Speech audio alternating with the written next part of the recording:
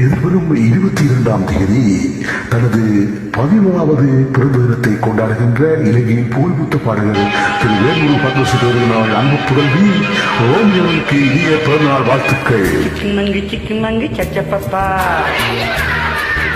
சிக்குமங்கி சச்சப்பப்பா,